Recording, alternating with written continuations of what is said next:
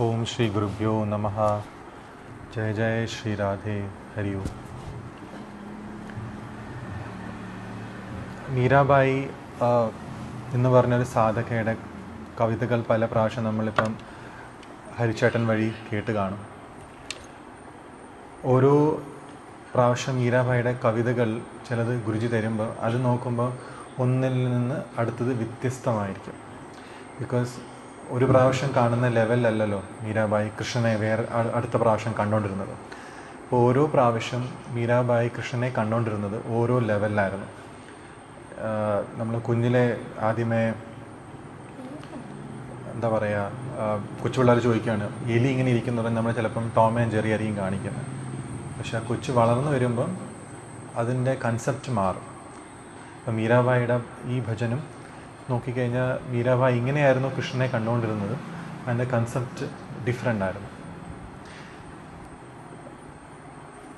അതിനു മുമ്പ് മീരാബായി കണ്ടെന്ന ഭഗവാൻ ശ്രീകൃഷ്ണൻ. അപ്പോൾ അതിനെക്കുറിച്ച് കൂടുതൽ പറയുകയാണെങ്കിൽ നമുക്ക് അറിയാവുന്ന ഏറ്റവും ഫേമസ് ആയ ആൾക്കാർ വായിക്കുന്ന ഒരു ടെക്സ്റ്റാണ് ശ്രീമദ് ഭാഗവതം.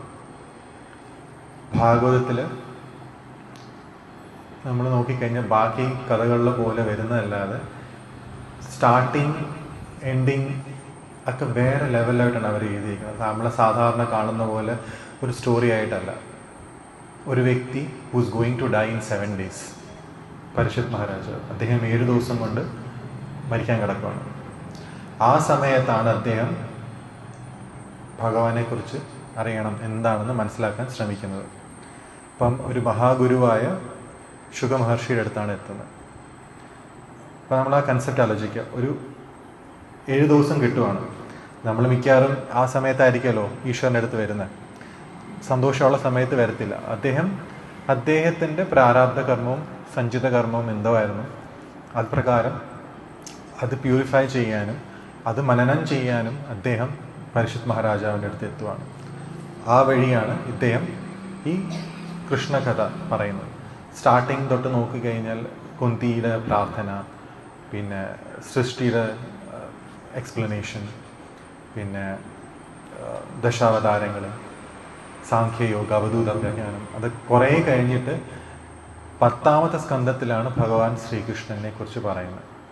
അപ്പം ഇത്രയും നേരം അദ്ദേഹത്തിനെ പ്രിപ്പയർ ചെയ്യുമായിരുന്നു. അപ്പോൾ നമ്മൾ ഭഗവാൻ ശ്രീകൃഷ്ണൻ്റെ മൂലമന്ത്രം ആയി പറയുന്ന ഓം നമോ ഭഗവതേ വാസുദേവായ. ഇത് ഓംകാരം ഓമാണ്. ബാക്കി 12 സിലബസ് ഉണ്ട്. ആ 12 സിലബസ് തന്നെയാണ് ഈ 12 സ്കന്ധം, 12 സ്കന്ധം. അപ്പം അതിൻ്റെ 12 സ്കന്ധത്തിലെ ഹൃദയമായിട്ടാണ് നമ്മൾ ദശമസ്കന്ധമായ ഭഗവാൻ ശ്രീകൃഷ്ണൻ്റെ കഥ പറയുന്നത്. അതിലും ഹൃദയമായ എന്താ പറയുക, നമ്മളിപ്പോൾ സാധാരണ ലെവലിൽ പറഞ്ഞ സത്യമായിട്ട് ആ രസമായി ഇരിക്കുന്നതാണ് രാസപഞ്ചദാക്ഷായി എന്ന് പറഞ്ഞ 5 chapters. നമ്മളിപ്പം എല്ലാവരും കളിയാക്കുന്ന പോലെ രാത്രിയിലെ കളിക്കുന്ന ശ്രീകൃഷ്ണൻ, പക്ഷെ അതിൽ ഏറ്റവും ഗഹനമായ അർത്ഥം ഇരിക്കുന്നത് ആ 5 chapters ഭഗവാൻ ശ്രീകൃഷ്ണൻ്റെ ജനനം നമ്മൾ പറയുന്നത് ആദ്യമേ ദേവകിയും വസുദേവനും എത്രയോ ജന്മം കഴിഞ്ഞിട്ടാണ് അവർക്ക് ഭഗവാൻ ശ്രീകൃഷ്ണൻ്റെ അച്ഛനും അമ്മയാവാൻ പറ്റിയത്. സോ ഇനീഷ്യലി നാരായണ സ്വരൂപത്തിലാണ് ഫ്രണ്ടി വന്നത്. അപ്പം അദ്ദേഹം പറയുന്നൊരു കാര്യമുണ്ട്, you can see me as a child and you can see me as Brahman or സത്ത. അപ്പോൾ ആദ്യമേ വരുന്നത് ചൈൽഡായിട്ടാണ്.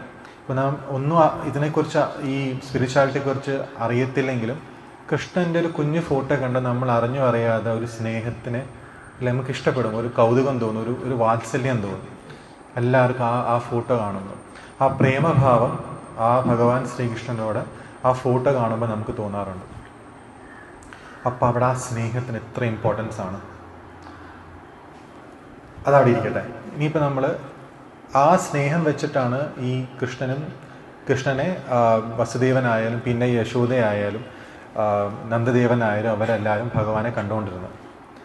ഇപ്പം അറിയാമല്ലോ, നമുക്ക് കാരാഗ്രഹത്തിൽ നിന്ന് ഭഗവാനെ കൊണ്ടുപോകുമ്പോൾ എല്ലാം തുറന്നു തരുവാണ്. അതായത് നമ്മൾ പറയാറുണ്ട് കൃഷ്ണനാമം ജപിക്കുമ്പോൾ എല്ലാ പ്രശ്നങ്ങളും മാറും. ഇവിടെ സാക്ഷാത് കൃഷ്ണൻ തലയിൽ വെച്ചിട്ടാണ് നമ്മുടെ വസുദേവൻ അപ്പുറത്ത് യമുനേനെ ക്രോസ് ചെയ്ത് അപ്പുറത്തോട്ട് പോകുന്നത്.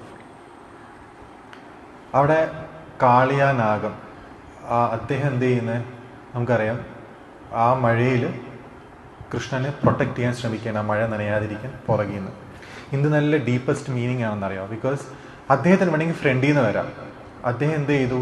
ആ അനന്തൻ വസുദേവൻ നടന്ന സ്റ്റെപ്പിൻ്റെ പുറകിൽ കൂടെയാണ് അദ്ദേഹം പോയി നിൽക്കുന്നത്. അവിടെ അനന്തൻ അദ്ദേഹത്തിൻ്റെ പ്രസൻസ് പോലും കാണിക്കുന്നില്ല.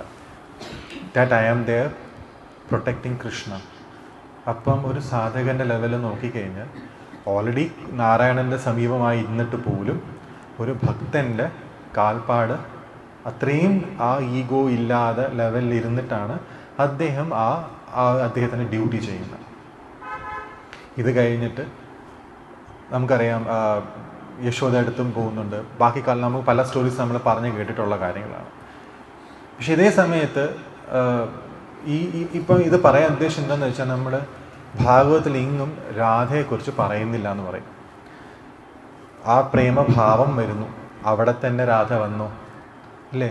ഇപ്പം ഞാൻ പറഞ്ഞ ഒരു എക്സാമ്പിൾ, ഈ കാളിയാനാഗം കാളിയല്ല, മറ്റേ വസുദേവൻ്റെ പുറകെ അനന്തസേനൻ, അദ്ദേഹം പോലും ആ പ്രേമഭാവത്തിലായിരുന്നു നിന്നതുകൊണ്ട് ആണ് ആ ഒരു പ്രവൃത്തി ചെയ്തത്.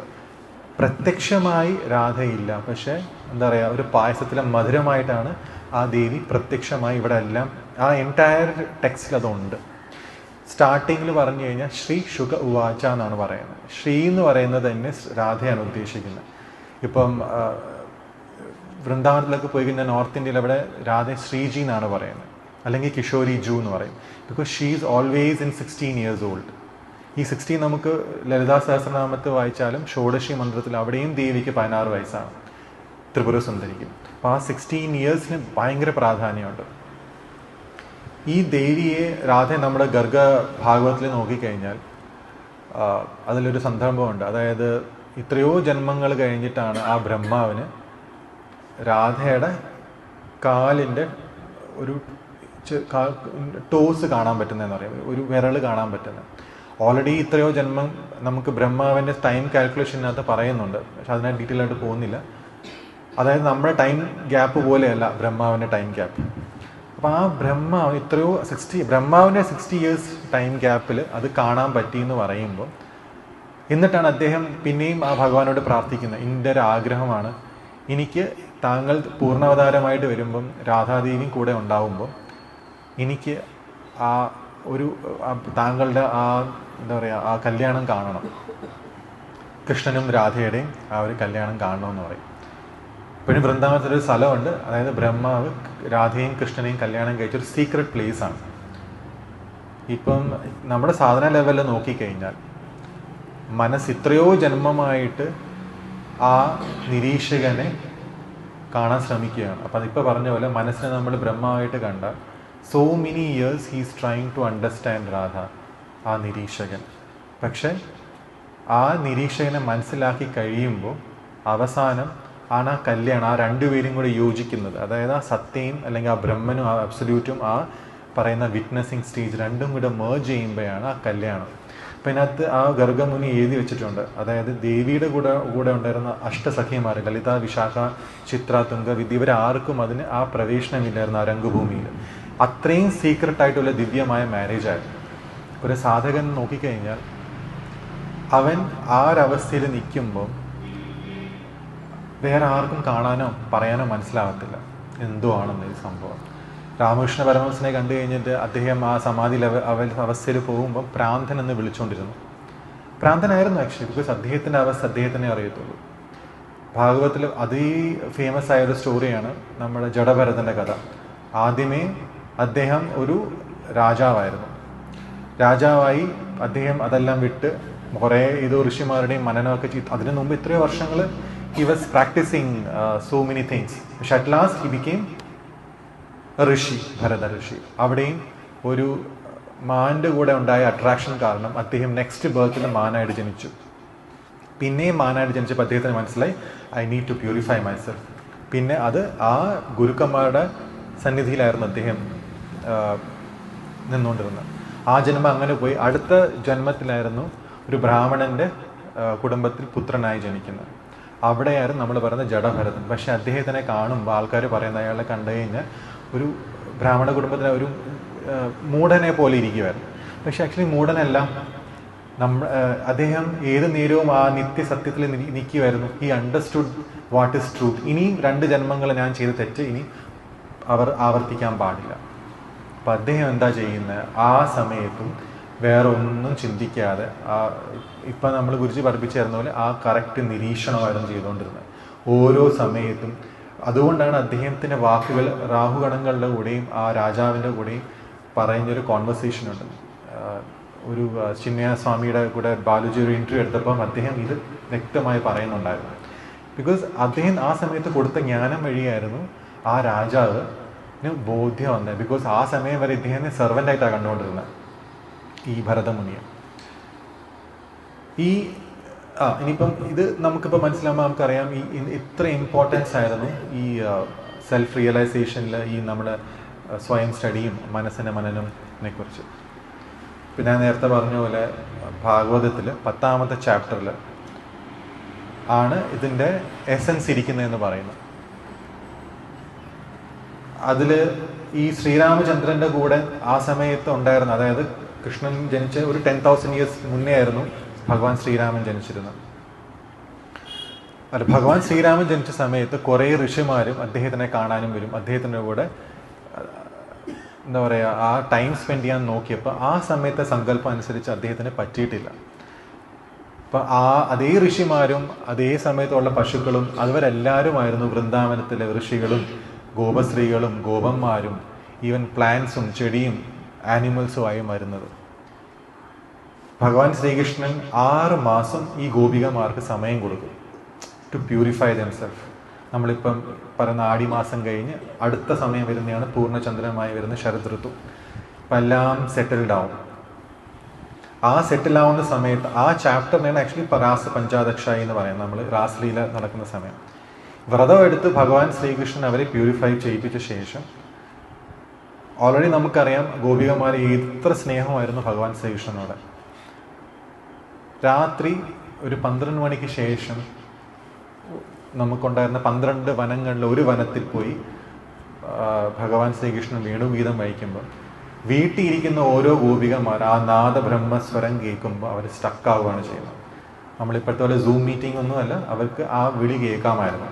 ഓൾറെഡി ഹയർ ലെവലിൽ നിൽക്കുന്നുണ്ട്. ഇപ്പം ചില സമയത്ത് ഇത് കണക്റ്റ് ആയി കഴിഞ്ഞാൽ ഒരു ഗുരുവിൻ്റെ കൂടെയും ഒരു ശിഷ്യന് കണക്റ്റ് ആവാൻ പറ്റും.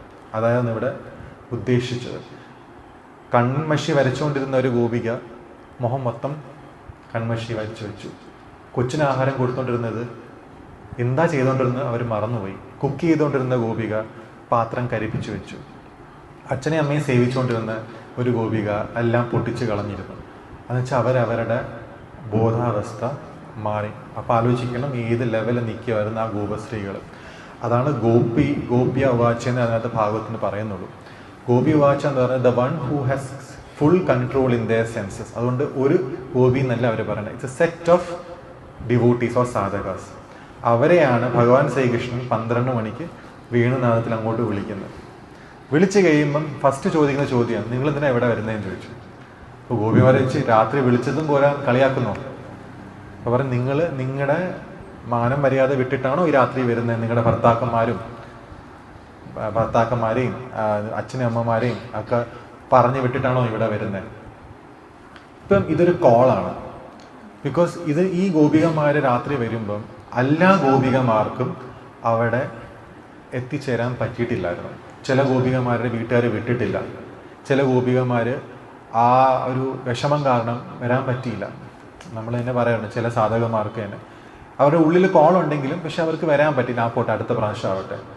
പക്ഷെ ചില ഗോപികമാർ എന്ത് ചെയ്താലും ശരി അത് വിട്ടില്ല, ഞാൻ അത് അവിടെ എത്തും. അങ്ങനെ എത്തിയ ചില ഗോപികമാരുണ്ടായിരുന്നു. ചില ഗോപികമാർ അവിടെ തന്നെ അവർക്കറിയാം അവരുടെ സാന്നിധ്യം അതാണ്, അവർക്കൊന്നും ചെയ്യാൻ പറ്റിയില്ല. അവരവിടെ തന്നെ ഇരുന്ന് എന്താണ് അവിടെ സംഭവിക്കുന്നത് അവർക്ക് അനുഭവിക്കാനും പറ്റി. ഇത് ഓരോ ലെവൽ ഓഫ് സിറ്റുവേഷൻ ആയിരുന്നു ഗോപികമാർക്ക്. നമ്മളെ സാധന ലെവലിൽ നോക്കിക്കഴിഞ്ഞാലും എല്ലാവർക്കും എല്ലാ കാര്യം ചെയ്യാൻ പറ്റണമെന്ന്, പക്ഷെ അവർക്ക് ഒരു വില്ലുണ്ടെങ്കിൽ അവർക്ക് ആ എത്തുന്ന മഹാഗുരുവിൻ്റെ അടുത്ത് എത്തും. അതിപ്പോൾ നേരിട്ട് കാണണമെന്നില്ല, ഫിസിക്കൽ കാണണമെന്നില്ല, ഇവിടെ നിന്ന് ചിലപ്പം ഇത്രയോ ജന്മങ്ങൾക്ക് ശേഷം ആയിരിക്കും കാണുന്നത്. പക്ഷെ ആ ഒരു കണക്ഷൻ ഉണ്ടെങ്കിൽ അവർക്ക് എത്താം. അതായിരുന്നു സത്യം പറഞ്ഞ ഈ സിറ്റുവേഷൻ. എല്ലാവർക്കും എത്താൻ പറ്റിയിട്ടില്ല. എത്തിയപ്പോഴും എന്തായിരുന്നു കൃഷ്ണൻ പറഞ്ഞത്, തിരിച്ചു പോകാനാണ് പറഞ്ഞത്. പക്ഷെ അപ്പം ഗോപികമാരെന്താ പറഞ്ഞേ, ശരി നമ്മൾ പോവാം, നമ്മുടെ ശരീരം വിട്ടിട്ട് പോവാം, പക്ഷെ നമ്മുടെ മനസ്സ് അവിടെ ഇരിക്കുകയാണ്. അപ്പം ഗോപികമാരുടെ ഇത് മനസ്സിലാക്കിയപ്പം ഭഗവാൻ ശ്രീകൃഷ്ണൻ മനസ്സിലായി, ഓക്കെ അവരത്രയും ഫിൽട്ടേർഡായി, ഇനിയും ഫിൽട്രേഷൻ നടക്കാനുണ്ട്. അത് കഴിഞ്ഞിട്ട് ഭഗവാൻ ശ്രീകൃഷ്ണൻ അവരുടെ അടുത്ത് പറഞ്ഞുകൊണ്ടിരിക്കുമ്പോൾ അറിഞ്ഞോ അറിയാതെയോ ഓരോ ഗോപികമാർ ചിന്തിച്ചു തുടങ്ങും, C Krishna is mine, because of me he loves me ലോട്ട്. അറിഞ്ഞോ അറിയാതെ ഒരു അഹങ്കാരം ഉള്ളിൽ വന്നു. ഓൾറെഡി ആലോചിക്കുക, ഇത്രയും ഫിൽട്ടറായ ഗോപികമാരാണ്. അപ്പോഴാണ് ഭഗവാൻ ശ്രീകൃഷ്ണൻ അവിടുന്ന് എസ്കേപ്പ് ആവുന്നത്. ആലോചിക്കുക, ആ സമയത്ത് കൃഷ്ണന് 10-15 വയസ്സേ ഉള്ളത്. Not what we see in the movies. 15 വയസ്സേ ഉള്ളൂ. ഗോപികമാർ 10 വയസ്സ് തൊട്ട് 80 വയസ്സ് വരെ ഉണ്ട്. He disappears, Lord Krishna disappears. ആ സമയത്തുള്ള വിരഹതാപമാണ് സത്യം പറഞ്ഞ ഓരോ സാധകന്മാർക്ക് എങ്ങനെയാണ് നമ്മുടെ പ്രാണം പോകുന്ന പോലെ ഒരു വേദനയായിരുന്നു ഓരോ ഗോപികമാർക്കും. അവർ ആ സമയത്ത് സത്യം പറഞ്ഞാൽ സ്വയം നിരീക്ഷിച്ചത് കൊണ്ടാണ് they started feeling themselves as Krishna. അതിൽ ഇസ്കോണിലൊരു ഭയങ്കര ബ്യൂട്ടിഫുൾ ഒരു പെയിൻറ്റിംഗ് ഉണ്ട്, നിങ്ങൾ എപ്പോഴും ഗൂഗിൾ സെർച്ച് ചെയ്താൽ മതി, ഗോപി വിരഹ താപം എന്ന് പറയും. ഒരു ഗോപി വേറെ ഗോപിയുടെ വസ്ത്രം എടുത്ത് കഴിക്കുകയാണ് ആ ലീല ഓർത്തിട്ട്. വേറൊരു ഗോപിയാണെങ്കിൽ മരത്തിന് മുകളിൽ നിന്ന് കാളിയാ നൃത്തമായി ഞാൻ കൃഷ്ണനാണ് നീ കാളിയാണ്. വേറൊരു ഗോപി അവളുടെ ഫ്രണ്ടിൻ്റെ ബ്ലൗസ് കീറി അവളുടെ മുലപ്പാൽ കുടിക്കാൻ തുടങ്ങി, ഞാൻ കൃഷ്ണനാണ് നീ പൂതനയാണ്. വേറെ ഗോപി നടന്നുകൊണ്ടിരിക്കുമ്പോൾ അവളെ അടിക്കും, ആ വെണ്ണ പൊട്ടിക്കുന്ന അത് ആ ഓരോ ലീല അവർ ആവർത്തിക്കാൻ തുടങ്ങുകയാണ്. ആ ഒരു സന്ദർഭത്തിൽ അവർ ഫുൾ അവരുടെ സെൻസസ് മറന്ന് ഫുൾ ആ ഒരു സാധന ലെവലിൽ എത്തിയപ്പം അവർ ആ വിരഹതാപിൽ ഫുൾ കോൺസെൻട്രേഷൻ ഇൻ കൃഷ്ണ, വേറെ ഒന്നും അവർ കണ്ടില്ല. അവിടെ ഗോപിയാണെന്ന് പോലും പറയാൻ പറ്റത്തില്ല, ആ ലെവലാണ് നിൽക്കുന്നത്. ഈ നിൽക്കുന്ന ലെവലിൽ സഡൻ ആയിട്ടാണ് അവർ കാണുന്നത് കുറച്ച് കാൽപ്പാടുകൾ കാണാൻ തുടങ്ങി. കാൽപ്പാട് നോക്കി ഭഗവാൻ ശ്രീകൃഷ്ണൻ്റെ കാൽപ്പാട് കണ്ടു. ഓ, അപ്പോൾ ഭഗവാൻ ഇവിടെ ഉണ്ട്. അപ്പോൾ ഒരു ഗോപിക്ക് സന്തോഷമായി. അപ്പം വേറെ ഗോപി നോക്കുമ്പോൾ ഇതേ ഈ കാൽപ്പാടിൻ്റെ അടുത്തൊരു വേറൊരു കാൽപ്പാടും കൂടെയുണ്ട്. അപ്പം ഇത്രയും ലെവൽ ആ ഹയർ ലെവലിൽ നിന്ന് ആ ഗോപികയ്ക്ക് പിന്നെയും ഒരു അടുത്തൊരു ഈഗോ ഉണ്ടായി. എനിക്ക് വരാൻ പറ്റത്തില്ല, who is the other Gopi. അവരെല്ലാം എണ്ണാൻ തുടങ്ങി, മിസ്സായത് ആരാ നമ്മൾ മിസ്സായത്. അവരങ്ങ് നോക്കി കുറേ പോകുമ്പം 2 പേരുടെ കാൽപ്പാട് കാണുന്നു. ഉച്ചനേരം കഴിയുമ്പോൾ നോക്കുമ്പോൾ ഒറ്റ കാൽപ്പാടേ ഉള്ളൂ. അപ്പം ഒരു ഗോപി പറയും, ചിലപ്പോൾ അത് പോയതായിരിക്കും, ആ ഗോപി കൃഷ്ണൻ്റെ കൂടെ ഇല്ല. അപ്പോൾ വേറെ ഗോപി പറയും, പറയാൻ പറ്റത്തില്ല, ഭഗവാൻ കൃഷ്ണൻ അവനെ പൊക്കി വെച്ചേക്കാണെങ്കിലോ. അത് കേൾക്കുമ്പോൾ പിന്നെ അവർക്ക് അസൂയ തുടങ്ങും.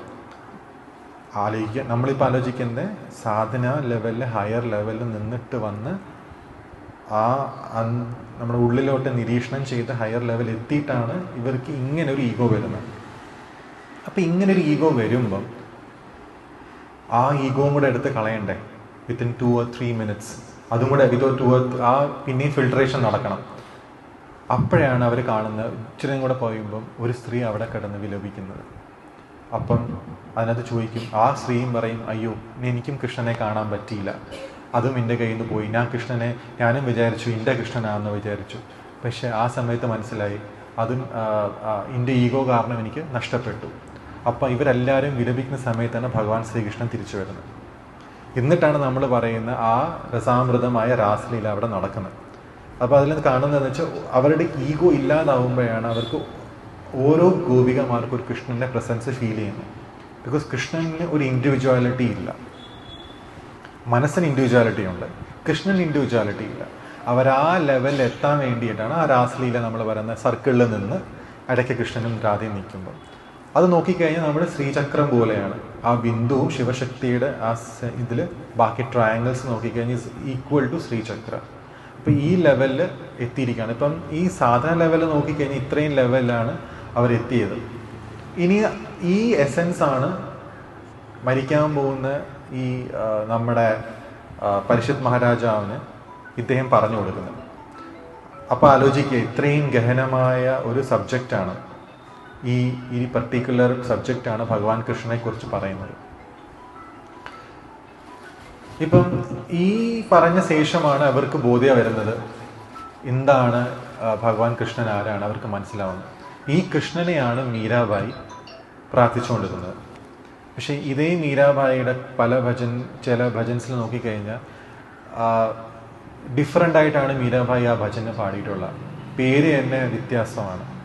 നമ്മൾ കേട്ടിട്ടുണ്ട് पायो जी मैंने राम रतन धन पायो. ഇപ്പൊ രാമരത്തൻ ധൻ പായോ, അവിടെ ശ്രീരാമനെ അല്ലായിരുന്നു മീരാബായി പറഞ്ഞു. ബിക്കോസ് മീരാബായി ഒരിക്കലും രാമഭക്തനല്ലായിരുന്നു. എല്ലാത്തിലും രമിച്ചിരിക്കുന്ന ആ സത്യയുടെ jewel I have found out, അതായിരുന്നു മീരാബായി ഉദ്ദേശിച്ചിരുന്നത്. അതാണ് രാമരത്തൻ ധൻ പായോ. അപ്പം അവിടെ കൺസെപ്റ്റ് മാറി, മീരാബായിയുടെ കൺസെപ്റ്റിലെ ടോട്ടലി ഡിഫറെൻ്റ് ആയി. ഇപ്പോൾ ഓരോ ഘട്ടത്തിൽ മീരാബായിയുടെ കൺസെപ്റ്റ് മാറുന്നതനുസരിച്ചായിരുന്നു കൃഷ്ണൻ്റെ വിസ്താരവും മാറിക്കൊണ്ടിരുന്നത്. ഇപ്പം നമ്മളിപ്പോൾ ചർച്ച ചെയ്ത് 10-15 മിനിറ്റ്സിൽ ഇപ്പം ഈ നമ്മളിത് മനനം ചെയ്ത് ഇനി ആ ഭഗവാൻ കൃഷ്ണൻ്റെ അമ്പലത്തിൽ പോയി നോക്കുമ്പോൾ നമ്മളിത് ആലോചിക്കുമ്പോഴായിരിക്കും നമുക്ക് മനസ്സിലാവുന്നത്. അല്ലെങ്കിൽ വെറുതെ വിഗ്രഹം കണ്ടിട്ട് അങ്ങ് തിരിച്ചു വരും, ഓക്കെ പായസം കഴിച്ചിട്ട് തിരിച്ചു വരും, ഗുരുവായൂർ പോയിട്ട് വരും. അപ്പം ഇത് ആ എസെൻസ് മനസ്സിലാവാതെ ആ കൃഷ്ണനെയോ ആ സത്യം മനസ്സിലാക്കിയിട്ട് കാര്യമില്ല. ഇനി നമുക്ക് ആ കവിതയിലോട്ട് പോകാം. ബിക്കോസ് ഇതിനകത്തും മീരാഭായി കൃഷ്ണനെ പ്രാർത്ഥിക്കുന്നതും വേറെ ലെവലിലായിട്ടാണ്. ഇപ്പം ഇങ്ങനെയായിരുന്നു എല്ലാത്തിലും രമിക്കുന്ന രമന ആ രാമനായിട്ട് അഡ്രസ്സ് ചെയ്തത്. അതേപോലെ തന്നെ ഇതിനകത്തും ഈ കവിതയ്ക്കകത്തും മീരാഭായി പറയുക. കവിതയുടെ പേര് ഭജമന ചരണ കമൽ അവിനാശി. जे ताई दीसे धारण गगन विच ते ताई सब उठ जासी. कहा भयो धीरत व्रत कीन्हे कहा लिए करवट कासी. या देही का गर्भ न कीजे माटी विच मिल जासी. ये संसार चहर की बाजी सांझ पड़े उठ जासी. कहा भयो भगवा है पहना कर तज भया सन्यासी. जोगी हुए जुगत नहीं जानी उलट जन्म फिर आसी. अर्ज करूं अबला कर जोर शाम तुम्हारी दासी. मीरा के प्रभु गिरधर नागर काटे जन्म की फांसी.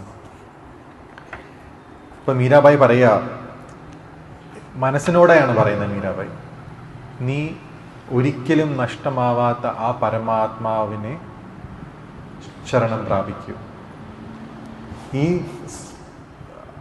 ആകാശത്തിലും ഭൂമിയിലും ഇടയ്ക്കുള്ള എന്തൊക്കെയാണ് താങ്കൾ കാണുന്നത് അതെല്ലാം നഷ്ടമാവുന്നതാണ്.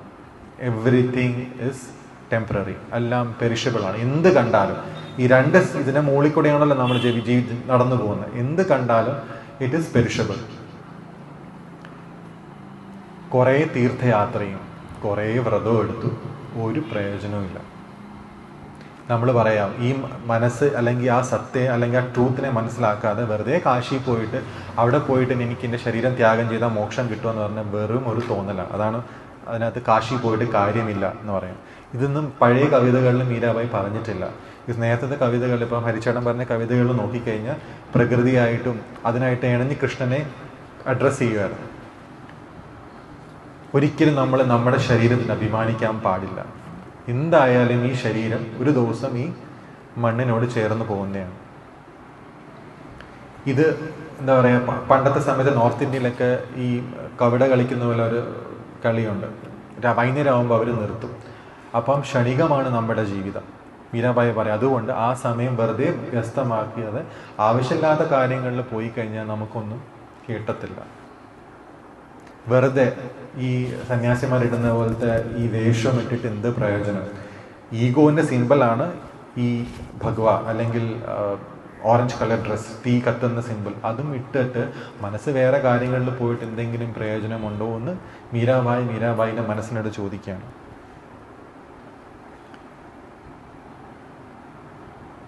എന്ത് പോയാലും ഇങ്ങനെ ചെയ്താലും നമ്മളും ജന്മമരണ ചക്രത്തിൽ ഇങ്ങനെ കറങ്ങുകൊണ്ടിരിക്കും. ആ മനസ്സിനോട് പറയുക, please surrender completely to the lotus feet of Lord Krishna. ഇതിനകത്ത് നോക്കിക്കഴിഞ്ഞാൽ നേരത്തെ പഴയ കവിതകളിലെല്ലാം മീരാബായി കുറേ കാര്യങ്ങളായിട്ട് കമ്പയർ ചെയ്യായിരുന്നു, പ്രകൃതിയായിട്ടും ഗുരുവിനെ കുറിച്ചും. ഇവിടെ ഹയർ ലെവലിലോട്ട് പോയതായിരിക്കാം. ഇപ്പം മീരാബായി ഇതിനെക്കുറിച്ചൊന്നും പറയുന്നില്ല, വ്രതത്തിനെ കുറിച്ച് പറയുന്നില്ല. ഇതായിട്ട് നമ്മൾ സംബന്ധമായിട്ട് ഒരു തീർത്ഥയാത്രയെ കുറിച്ച് പറയുന്നില്ല. ഇപ്പം നമ്മൾ തന്നെ കുറേ പോയംസ് ഒക്കെ നമ്മൾ കേട്ടിട്ടുണ്ട്. പക്ഷേ ഇപ്പം ഈ ഇടയ്ക്ക് ഒരു ബുക്ക് വായിക്കാറുണ്ടായിരുന്നു. ബുല്ലേ ഷാ എന്ന് പറഞ്ഞ ഒരു വെരി ഫേമസ് സൂഫി സെയിൻറ്റ് ഉണ്ട്. നമ്മൾ സൗത്തിൽ ഇത്ര അറിയാറില്ല, നോർത്തിലൊക്കെ പിന്നെ അറിയുന്നുണ്ട്. അതും അദ്ദേഹം ഈ കബീർദാസിനെ പോലെ ഒരു ഫേമസ് ഒരു സെയിൻ്റ് ആണ് ബുല്ലേ ഷാ. പഞ്ചാബി, അതായത് മുസ്ലിം ഫാമിലിയിലായിരുന്നു. അദ്ദേഹം എന്താ പറയുക, അദ്ദേഹത്തിൻ്റെ ഗുരുവിനെ കാണുന്ന ഒരു നല്ലൊരു സന്ദർഭമാണ്. ഓൾറെഡി ഒരു ഹയർ ലെവലിൽ നിന്ന് ബുല്ലേ ഷാ ഒരിക്കൽ ഒരു ഖാദ്രി ഷാ എന്നാണെന്ന് തോന്നുന്നു അദ്ദേഹത്തിനെ കാണാറുണ്ട് ഇടയുണ്ടായി. ബിക്കോസ് നമ്മളൊരു ബോധപ്രാപ്തനായ ഗുരുവിനെ കാണുന്ന അദ്ദേഹത്തിൻ്റെ നോളജ് അളന്നിട്ടാണ്. ബുല്ലേ ഷാ ആക്ച്വലി മുഹമ്മദ് പ്രോഫറ്റിൻ്റെ ഫാമിലിയുടെ ഡിസെൻഡൻ്റ് ആണ്. പക്ഷെ ഇദ്ദേഹം നോളജിന് വേണ്ടി എത്തിയൊരു നീചജാതിയായ ഒരു ഗുരുവിൻ്റെ അടുത്തായിരുന്നു. പക്ഷെ അദ്ദേഹത്തിന് അറിയാമായിരുന്നു അദ്ദേഹം ആരാണ്. ആ സമയത്ത് ഈ മുഹമ്മദ് ഖാദ്രി ഉള്ളിയുടെ കൃഷി ചെയ്തുകൊണ്ടിരിക്കുമായിരുന്നു. നമ്മളറിയാം ഉള്ളി. അപ്പം ഈ ചെയ്തുകൊണ്ടിരുന്ന സമയത്ത് ഗുരുവിന് റെസ്പെക്റ്റ് ആയിട്ട് അദ്ദേഹം ബിസ്മില്ല എന്ന് പറയുമ്പോൾ അടുത്തിരുന്ന തോട്ടത്തിൽ നിന്ന് ഒരു മാവ് താഴെ വീഴും. മാവിൻ്റെ ഒരു മാങ്ങ താഴെ, പഴുത്ത മാങ്ങ തീരും. അപ്പം ആ ഗുരു ചോദിക്കും, എന്തിനാണ് ഇത് ചെയ്ത്, ഒരു കളിയാക്കി ചോദിക്കും. അപ്പം മെനു റബ് ചാന്തായ, I want to know the Rab, I want to know the God എന്ന് പറയും. അങ്ങനെയാണെങ്കിൽ അദ്ദേഹം ആ ഒരു ഉള്ളിയുടെ ആ ചെടി എടുത്തിട്ട് പറയും, ഇതിനെ എടുത്തിട്ട് അവിടെ കളയണം. സിംബോൾ എന്ന് പറഞ്ഞാൽ നീ നിൻ്റെ ഏത് മനസ്സിലാണ് ഇപ്പം നിൽക്കുന്നത് ആ ലെവൽ എടുത്തിട്ട് അത് ആ ഈശ്വരന് നീ ഇടണം എന്നാണ് അവിടെ ഉദ്ദേശിച്ചത്. അതായിരുന്നു ആ ഉള്ളി എടുത്ത് മാറ്റി. അപ്പം കുറേ ആൾക്കാർ അഗെയിൻസ്റ്റ് ആയിരുന്നു. പക്ഷെ ആക്ച്വലി അദ്ദേഹം ഒരു മുസ്ലിം family, he was never a Muslim. Because അദ്ദേഹം ഒരിക്കലും റോസ നമ്മുടെ ആ വ്രതമൊന്നും എടുക്കാറില്ലായിരുന്നു. ഓൾറെഡി ആ ഗുരുവിൻ്റെ സാന്നിധ്യത്തിൽ ഇരുന്ന് അദ്ദേഹം ഒരു ഹയർ ലെവലിൽ നിൽക്കുമായിരുന്നു. പറയാറുണ്ട് ഒരു ഏതോ ഒരു കാരണത്താൽ അദ്ദേഹം ഗുരു ആ ശിഷ്യനായിട്ട് ഇങ്ങനെ ദേഷ്യപ്പെട്ടു എന്നിട്ട് പറയും, നീ don't show me a face again to me എന്ന് പറയും. അപ്പം അത് ബുല്ലേ ഷായ്ക്ക് ഭയങ്കര വേദന ഉണ്ടായത്. അപ്പം അദ്ദേഹം ഒരിക്കലും ഫേസ് കാണിക്കത്തില്ല. പക്ഷെ അത് അദ്ദേഹത്തിൻ്റെ ഒരു ടീച്ചിങ്ങിലെ ഒരു സമയമായിരുന്നു. അദ്ദേഹം എന്ത് ചെയ്തു, മാറി നിന്ന് ചിന്തിച്ചിട്ട് അദ്ദേഹത്തിൻ്റെ ഗുരുവിനെ എങ്ങനെ പ്രീതിപ്പെടുത്താം. അദ്ദേഹത്തിൻ്റെ ഗുരുവിന് പാട്ടും ഡാൻസും ഭയങ്കര ഇഷ്ടമായിരുന്നു. അപ്പോൾ ബുല്ലേ ഷാ പോയിട്ട് ഒരു നർത്തകിയുടെ അടുത്തുനിന്ന് പാട്ടും ഡാൻസും ഒക്കെ പഠിക്കും. എന്നിട്ട് എന്താണ് ദുപ്പട്ടയൊക്കെ ഇട്ടിട്ട് ഒരു ദിവസം ഉറച്ച് പാടും. ആ ഉറച്ച് പാടി സദാൻ ഹിസ് ഗുരു ഗെറ്റ് ഇംപ്രസ്ഡ്. മുഖം കാണിക്കത്തില്ല. ഗുരു പറഞ്ഞു ഒരിക്കലും നിൻ്റെ മുഖം കാണിക്കല്ലേ എന്നാണ്. പക്ഷെ അവിടെ ഇവർ തമ്മിൽ സംസാരിച്ച ഒരു പ്രണയഗാനമാണ്. അതാണ് ഇപ്പം നമ്മൾ സത്യസന്ധ സിനിമയിലൊക്കെ ചലിഷയ്ക്ക് ഇതാ ചലി എന്നൊക്കെ നമ്മൾ ദിൽസെ സിനിമയിലെ പാട്ട് കേൾക്കുന്നത്. It is between A Guru and A disciple. അതുപോലെ അദ്ദേഹത്തിൻ്റെ വേറൊരു ഇതാണ് ബുല്ലേ ഷാ, മറ്റേ സുൽത്താൻ എന്ന് പറഞ്ഞൊരു സിനിമയിലും ബുലയ എന്ന് പറഞ്ഞൊരു പാട്ടുമുണ്ട്. അത് ആക്ച്വലി ഈ സമയത്ത് വിരഹമായിരിക്കുന്ന ഗുരുവിന് വേണ്ടി ആ ശിഷ്യൻ എഴുതിയ പാട്ടാണ്. പക്ഷെ നമ്മളിപ്പോൾ സിനിമയിൽ കാണുന്ന ഒരു നായകനും നായികയെ പാടിയ പാട്ടാണ്. നമുക്കെല്ലാവരും സ്കൂളിലൊക്കെ ഡാൻസ് കളിച്ച പാട്ടായിരിക്കും അല്ലേ ചെയ്യുക. പക്ഷെ actually it is A divine love between A Guru and A ശിഷ്യ. അപ്പം അവർ തമ്മിൽ ഉണ്ടായിരുന്നു. അപ്പം അദ്ദേഹം ആ പാട്ട് കേട്ട ശേഷം അദ്ദേഹത്തിന് കെട്ടുപിടിക്കുകയാണ് ചെയ്തത്. അദ്ദേഹത്തിന് കുറേ കൃതികളുണ്ട്. അപ്പം ഇതേപോലെ മീരാബായിയും അവസാനം മീരാബായിയുടെ കവിതകൾ ആക്ച്വലി നോക്കി കഴിഞ്ഞാൽ രാധയെക്കുറിച്ച് പറയുന്നേ ഇല്ല. ബിക്കോസ് രാധയെക്കുറിച്ച് പറയേണ്ട ആവശ്യമില്ല. അവർ ഓൾറെഡി ആ ലെവലിൽ ആ എന്താ പറയുക വിറ്റ്നസിങ് സ്റ്റേജിലൊക്കെ പോയി ഓൾറെഡി ഹയർ ലെവലിൽ ഇരുന്നപ്പോഴാണ് ഇതൊക്കെ എഴുതാൻ പറ്റിയത്. അപ്പം ഇതെല്ലാം ഗുരു സമർപ്പണത്തോടെ സമർപ്പിച്ച് നിർത്തുന്നു. ഹരിയോ.